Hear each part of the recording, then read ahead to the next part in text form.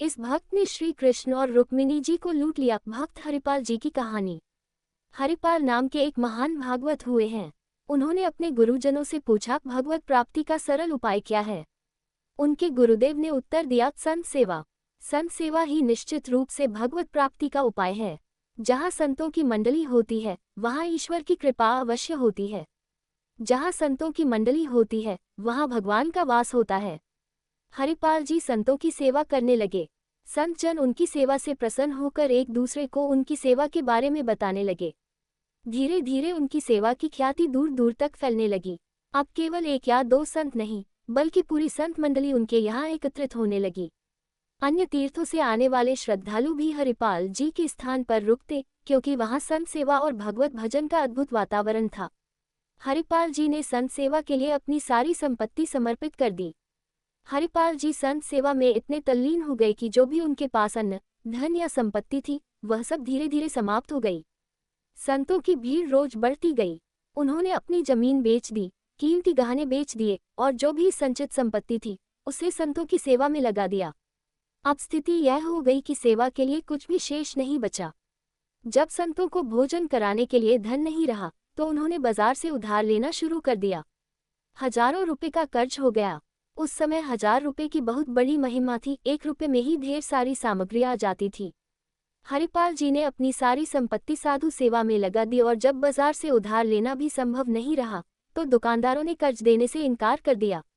अब वह दुकान पर गए तो दुकानदारों ने कहा, हरिपाल जी, पहले का उधार चुका दीजिए, अब बाजार में आपको कोई कर्ज नहीं देगा। आपकी सारी संपत्ति समाप्त हो चुकी है। अब हरिपाल जी के घर में ऐसी कोई भी वस्तु नहीं बची थी जिसे बेचकर संतों को भोजन कराया जा सके। लेकिन संत मंडली दिन प्रतिदिन बढ़ती जा रही थी। कोई जय द्वारिकाधीश का जयघोष कर रहा था तो कोई जय सियाराम और कोई हर हर महादेव।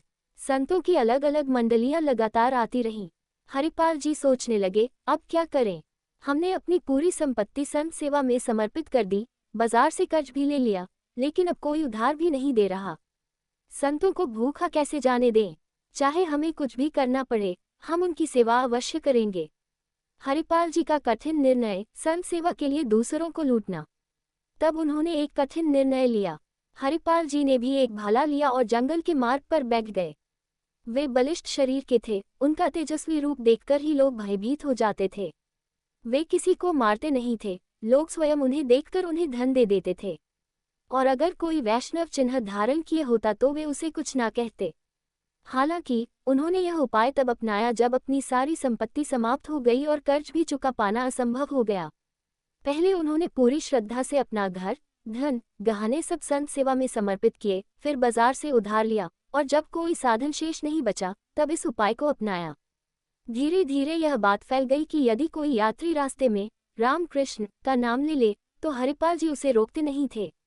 लोग डर के मारे हाथ जोड़ते और राम कृष्ण का उच्चारण करते हुए निकल जाते। यात्रियों को पता था कि यहाँ डाकू भाला लिए खड़ा है, लेकिन ये भी समझ गए थे कि यदि तिलक लगा हो और मुख से हरि नाम निकले तो वह कुछ नहीं कहेगा। धीरे धीरे ये स्थिति ऐसी हो गई कि जंगल से गुजरने वाला हर व्यक्ति तिलक लगाकर और नाम जपते हुए जाने लगा।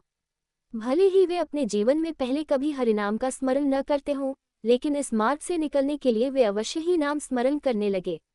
इस प्रकार हरिपाल जी के प्रताप से पूरे क्षेत्र में नाम संकीर्तन की धारा बहने लगी। लेकिन इस वजह से अब उनके लिए किसी को भी लूटना मुश्किल हो गया और फिर एक बार संत सेवा के लिए धन की कमी होने लगी। हरिपाल जी के लिए संकट का समय। एक दिन बड़ी संख्या में संत मंडली हरिपाल जी के घर आ पहुंची। हरिपाल जी बड़े हर्षित हुए और अपनी पत्नी से बोले, आज तो हमारे बड़े भाग्य हैं कि इतने संत हमारे घर पधारे हैं। लेकिन अगले ही क्षण चिंता ने उन्हें घेर लिया। भोजन की कोई व्यवस्था नहीं है, बाजार से उधार लेना अब संभव नहीं और हमारे पास कुछ भी नहीं बचा है। पत्नी ने कहा, घर में अन्न का एक भी दाना नहीं है, संतों को भूखा कैसे जाने दें। ये तो बहुत बड़ा अनर्थ हो जाएगा। हरिपाल जी ने कहा, क्यों न पड़ोस से कुछ मांग लें। उनकी पत्नी आस पड़ोस में मदद मांगने गई, लेकिन जैसे ही वे किसी के द्वार पर पहुंचती और कहती, संत आए हैं, लोग दरवाजा बंद कर लेते। पहले ही बहुत बार संत सेवा के नाम पर हरिपाल जी ने बहुत कुछ मांग लिया था, अब कोई भी देने को तैयार न था।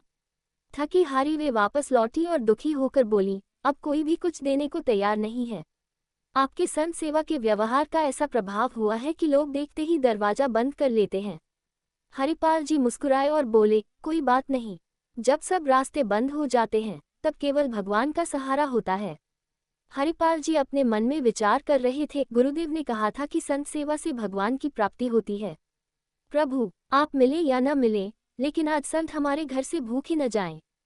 कोई उपाय नहीं सूझ रहा, प्रभु कृपा करो। हरिपाल जी के जीवन में भगवान की लीला प्रारंभ। उधर भगवान श्री कृष्ण द्वारका में रुक्मिणी जी के साथ विराजमान थे। अचानक उन्होंने सोचा, हरिपाल जी ने पुकार लगाई है, संत सेवा के लिए वे संकट में हैं। भगवान तुरंत अपनी लीला रचने के लिए तैयार हो गए। उन्होंने रत्नों से जटित मुकुट, कुंडल, करधनी, बाजूबंद और दिव्य आभूषण धारण कर लिए। रुक्मिणी जी ने आश्चर्य से पूछा, प्रभु, आप इतने दिव्य आभूषण क्यों पहन रहे हैं? यह नया श्रृंगार क्यों? भगवान मुस्कुराए और बोले, हमारे एक भक्त संकट में हैं, आज हम उनके दर्शन करने जा रहे हैं। रुक्मिणी जी बोली, यदि आप इतने महान भक्त के दर्शन करने जा रहे हैं तो मैं भी चलूंगी। भगवान बोले, तो ठीक है, लेकिन ध्यान रहे कोई भी भगवत चिन्ह धारण मत करना, कोई भगवत चर्चा नहीं करनी, केवल सांसारिक आभूषण पहनकर चलना। रुक्मिणी जी को और भी आश्चर्य हुआ, प्रभु, ऐसा कौन सा भक्त है जो भगवत चर्चा और चिन्हों का विरोध करता है? भगवान हंसते हुए बोले, बस तुम चलो, दर्शन से निहाल हो जाओगी। श्री कृष्ण और रुक्मिणी जी हरिपाल जी से मिलने आए। भगवान और रुक्मिणी जी अत्यंत वैभवशाली वेश में हरिपाल जी के गांव पहुंचे। गांव के बाहर ही उन्होंने रुककर संदेश भेजा कि हम धनिक सेठ सेठानी हैं और जंगल में यात्रा कर रहे हैं। हमें मार्ग सुरक्षित पार करवाने के लिए किसी की सहायता चाहिए। हरिपाल जी को जैसे ही यह समाचार मिला, उनका मन प्रसन्न हो गया। उन्होंने सोचा, अरे, ये तो स्वयं भगवान की कृपा हुई। इन धनिकों की मदद से संतों की सेवा का प्रबंध हो सकता है। हरिपाल जी बाहर आए और देखा, दो अति सुंदर रत्नजटित आभूषणों से सुसज्जित स्त्री पुरुष खड़े हैं। भगवान बोले, हमारे पास स्वर्ण मुद्राएं हैं, यदि तुम हमें जंगल पार करवा दो तो हम कुछ धन तुम्हें दे देंगे। हरिपाल जी ने सोचा, आज तो मेरे जीवन की सबसे बड़ी सफलता है। इतने धन से महीनों तक संतों की सेवा हो सकती है। भगवान की लीला देखिए, जो स्वयं भक्तों को भवसागर पार कराते हैं। वे हरिपाल जी से कह रहे हैं, हमें जंगल पार करवा दो। भगवान ने मांगी हरिपाल जी से सहायता। हरिपाल जी को शक न हो इसलिए भगवान उनसे व्यापारियों की भांति वार्तालाप करने लगे। भगवान बोले, हम बड़े व्यापारी हैं, हमारे पास बहुमूल्य आभूषण और स्वर्ण मुद्राएं हैं। हमें जंगल पार करना है, लेकिन वहां लुटेरों का भय है। यदि तुम हमारी सहायता करोगे तो हम तुम्हें एक स्वर्ण मुद्रा देंगे। हरिपाल जी भीतर ही भीतर प्रसन्न हुए। हरिपाल जी ने भगवान से कहा, आप निश्चिंत रहें, मैं आपको जंगल पार करा दूंगा।